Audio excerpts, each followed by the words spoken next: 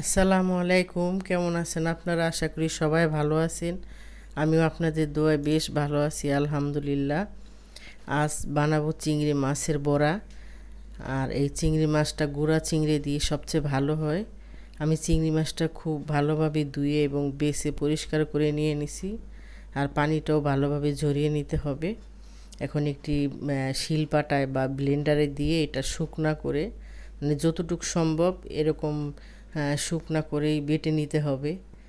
দেখতেই পাচ্ছেন অনেকটা শুকনা, বেশি একটা পাতলা করে নিইনি আমি। বেশি পাতলা করলে কিন্তু বেসন দিতে হবে বেশি, খুব মিহি করে তারপরে এটা বেটে নিতে হবে। এখন দিয়ে দিলাম কাঁচা কাঁচা পেঁয়াজ, মানে একটু কুচি করে নিতে হবে। আর ধনে পাতা,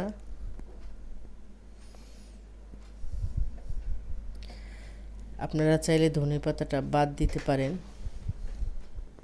তবে ধনে পাতাটা দিলে খেতে খুবই ভালো লাগে। আর দিয়ে দিব একটু আদা রসুন বাটা।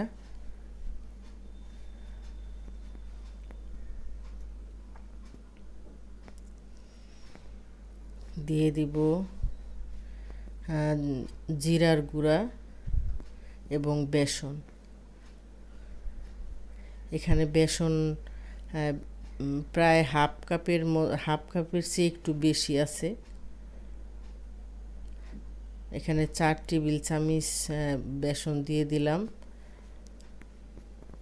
তবে প্রয়োজনে বেশি আরেকটু দেওয়াও যাবে, কেননা আমি কম করে দিলাম। এখন দিয়ে দিলাম জিরার গুঁড়া, মানে ভাজা জিরা যে গুঁড়াটা ওটা। তারপরে হলুদ,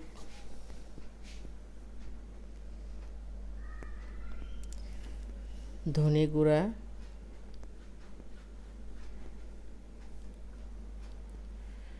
আর দিয়ে দিব 2 চা চামচ মরিচ গুঁড়া। তবে এখানে আমি কাঁচা মরিচটা ব্যবহার করব না, এই জন্য মরিচ গুঁড়াটা বেশি দিয়ে দিলাম।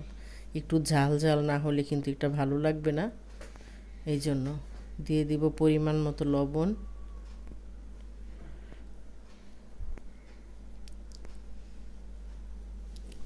এখন ভালোভাবে এটা মেখে নিতে হবে। তবে বেসন এটা যদি একটু পাতলা বেশি হয়ে যায় তাহলে তখন বেসন একটু দেওয়া যাবে। আর যদি একটু বেশি ঘন শক্ত হয়ে যায় তাহলে ওই ক্ষেত্রে কিন্তু একটু পানিও দেওয়া যাবে। তবে আমার মনে হয় না এখানে লাগবে, তাও আমি মেখে দেখব যে পানি লাগবে কি না। এটা বেশি ঘনও করা যাবে না, পাতলাও করা যাবে না। এটা আসলে খেতে কিন্তু খুবই ভালো লাগে চিংড়ি মাছের এই বড়াটা। আর যেটা আমরা ভাত দিয়ে খাওয়ার জন্য ভাজি, ওটা কিন্তু বেসন ব্যবহার করি না, শুধু খালি। তবে এটা এইভাবে খালি খাওয়ার জন্য, আর এই রমজানে ইফতারের সময় খুবই ভালো লাগে এটা। আর বিশেষ করে বাচ্চারা তো খুব পছন্দ করে। আমার মনে হয় এটা লাগবে না, আমারটা ঠিক মতোই হয়েছে, কোনো পানিও লাগবে না এবং বেসনও লাগবে না।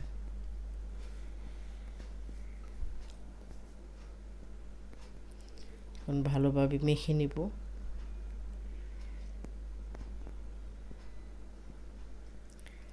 এখন একটু হাতে তেল মেখে নিব, তারপরে ছোট ছোট করে বড়ার আকৃতি করে এটা বানিয়ে নেব আগে। দেখতেই পাচ্ছেন কতটুক এটা পাতলা বা নরম হয়েছে। এখন সেই আস্ত যে চিংড়ি মাছটা, ওটার উপরে কিন্তু এইভাবে একটু চাপ দিয়ে দিব, যাতে করে আস্ত চিংড়ি মাছগুলি একটু ও বড়ার সাথে লেগে আসে। আর এইভাবে করে একটু চেপে চেপে দিতে হবে, যাতে করে যখন আমি এটা ভাজবো এই চিংড়ি মাছগুলি যাতে ছুটে না যায়। এভাবে হাত দিয়ে চেপে দিতে হবে ভালোভাবে, একটার উপরে যেন আরেকটা না থাকে, তাহলে কিন্তু এটা ছুটে যাবে ভাজার সময়। আর এইভাবে হাত দিয়ে যদি আমি একটা একটা করে এরকম লাগিয়ে দিই, তাহলে ভাজার সময় কোনোভাবেই এটা ছুটবে না। আমি আরেকটা বানিয়ে দেখাচ্ছি।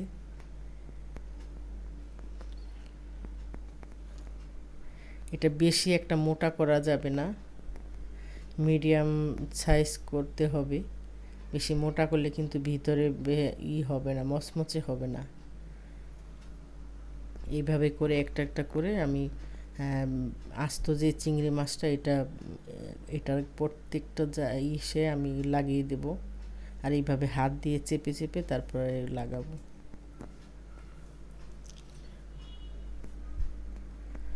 উল্টে পাল্টে দোনো সাইডে কিন্তু চিংড়ি মাছটা দিয়ে দিব। এটা দেখতেও যত সুন্দর কিন্তু খেতে তার চেয়েও কিন্তু বেশি ভালো লাগে। আপনারা অবশ্যই বাসায় ট্রাই করবেন আর এইভাবে বানাবেন। আর রোজার মাসে আপনারা 1 মাসের জন্য এটা বানিয়ে ডিপ ফ্রিজে রেখে দিতে পারেন। আর এটা ডিপ ফ্রিজ থেকে নামানোর পরে কিন্তু আর লেট করা যাবে না, সাথে সাথেই এটা ভেজে নিব। সবগুলি বানানো শেষ, এখন আমি এটা ফ্রিজে রেখে দেব।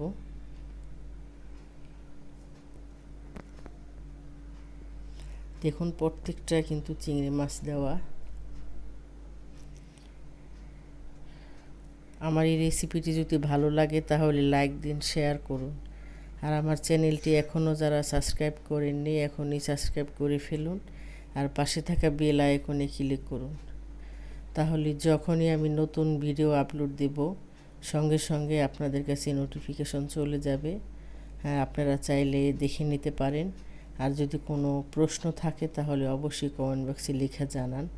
এখন আমি একটি বক্সে করে সবগুলি বড়া আমি রেখে দেব। আমি রাত্রে বানানোর পরে সারা রাত্র ফ্রিজে রাখার পরে তারপরে সকালবেলা আমি এগুলা বক্সে রেখে দেব যাতে শক্ত হয়।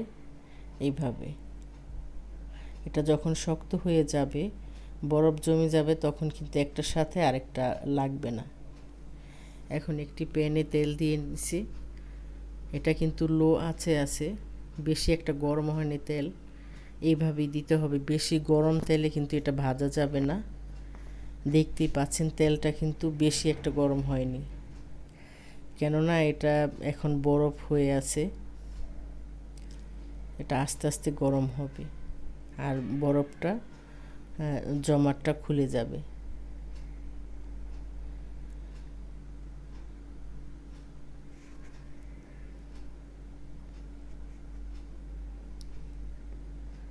এখন আমি চুলার আঁচটা মিডিয়ামে দিয়ে দিব।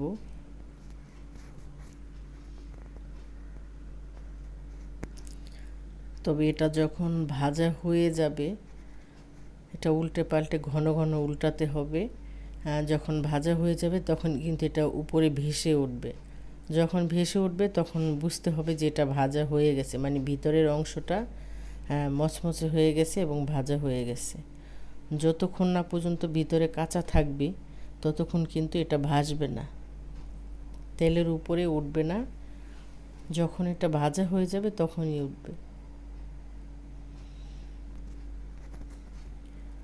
তবে এটা ভাজার সময় কিন্তু তাড়াহুড়া করা যাবে না। এভাবে মিডিয়াম আঁচে দিয়ে, মিডিয়ামের চেয়ে একটু কম করে দিয়ে তারপরে আস্তে আস্তে ভাজতে হবে, কেননা এটাতে কিন্তু বেসন আছে, বেসনটাও তো হতে হবে। আর এটা মিডিয়াম আঁচে যদি ভাজি তাহলে কিন্তু এটা মচমচে হবে। এইভাবে করে আমি সবগুলো উল্টে পাল্টে বারবার উল্টে দেব। দেখতেই পাচ্ছেন আমার চিংড়ি, আমি যেই বড়াটা ভেজে নিচ্ছি এখান থেকে কিন্তু একটা চিংড়ি মাছও কিন্তু খুলে যায়নি। তবে এটা বানানোর সময় খুব খেয়াল করে বানাতে হবে, হাত দিয়ে ভালোভাবে চেপে চেপে তারপরে চিংড়ি মাছটা লাগাতে হবে। তাহলে ভাজা হওয়ার পরেও কিন্তু চিংড়ি মাছটা বড়ার সাথে কিন্তু থাকবে, আর না হয় ভাজার সময় খুলে যাবে। এটা কিন্তু ভাজা ভিতরের অংশটাও কিন্তু হয়ে গেছে, দেখতেই পাচ্ছেন এটা কিন্তু তেলের উপরে ভেসে উঠছে।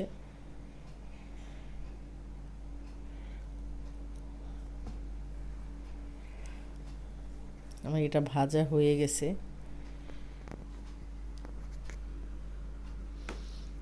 এই যে দেখুন এটা কিন্তু আসলেই কিন্তু খেতে খুবই ভালো লাগে।